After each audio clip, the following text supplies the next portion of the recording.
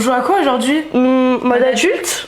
Aujourd'hui, on rencontre Céline Blondel de chez Action Logement qui répond à toutes nos questions sur la garantie Visale.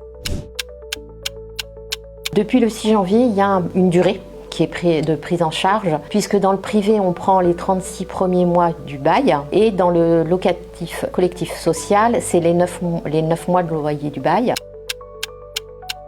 Néanmoins, si le jeune est toujours dans les critères au bout des 36 mois ou des 9 mois, il peut refaire une garantie et nous, on prolonge cette garantie en quelque sorte pour le bailleur. Oui, c'est entièrement sur Internet et ils ont aussi un test d'éligibilité. C'est entièrement sur Internet aussi pour la côté bailleur. Il n'y a pas de dossier papier.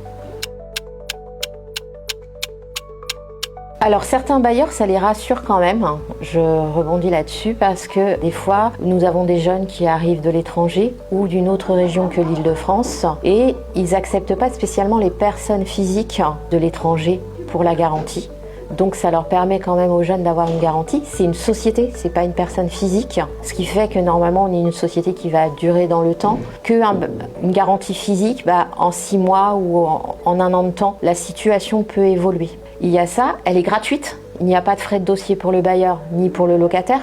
Et en plus, on prend en charge 2 mois de loyer en cas de dégradation lorsque le locataire s'en va. Et aussi, on prend en charge tout ce qui est procédure juridique en cas, malheureusement, s'il faut aller plus loin, si les impayés durent.